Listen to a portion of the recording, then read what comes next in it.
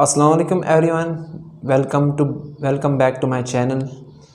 तो आज का जो टॉपिक है वो है एसेट वर्सेस लायबिलिटीज़। देखिए क्या होते हैं एसेट्स एंड क्या होती है लायबिलिटीज़। देखिए एसेट्स वो चीज़ें होती है जो पैसे हमारी जेब में पुट करे, यानी जिन चीज़ों से हमें पैसे मिले उन्हें हम कहेंगे एसेट्स। वो चीज़ें जो हमारी पॉकेट्स में यानी जेब में पैसे डाले उन्हें हम एसेट्स कहेंगे।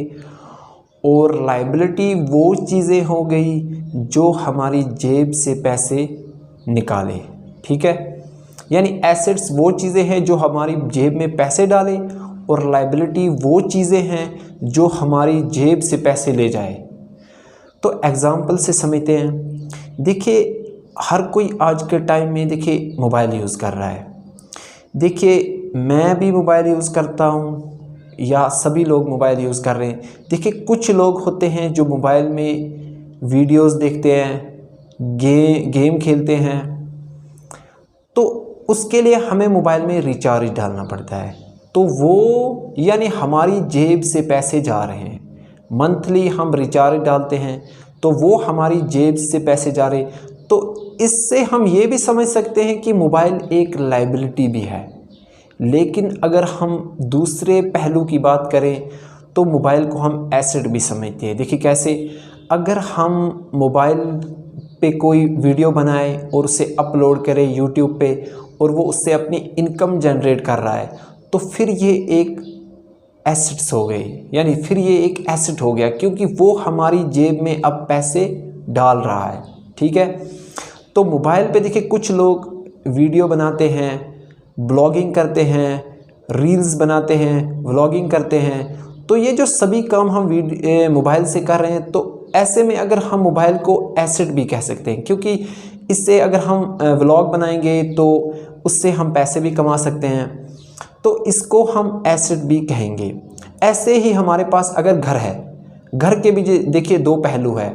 अगर हमारे पास घर है, हम सिर्फ घर में रह रहे हैं, बस हम उसको मतलब कभी पेंट करवा रहे हैं, कभी उसकी कोई चीज़ ठीक करवा रहे हैं, बस अपनी जेब से ही पैसे जा रहे हैं, तो उसको फिर हम एक लायबिलिटी कहेंगे, उसको एसेट नहीं कहेंगे।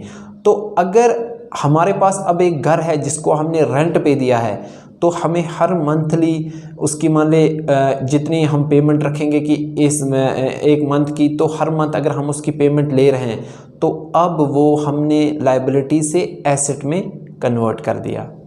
तो ये कुछ चीज़ें थी, क्या होते हैं लायबिलिटी और एसेट्स, ठीक है। तो मैं ये नहीं कहूँगा कि आपको लायबिलिटी नहीं होनी चाहिए। देखिए आपके पास लायबिलिटी होनी चाहिए लेकिन एसेट के कंपैरिजन में बहुत ही कम, यानी आपके पास ज़्यादा एसेट्स होने चाहिए और लायबिलिटी कम होनी चाहिए।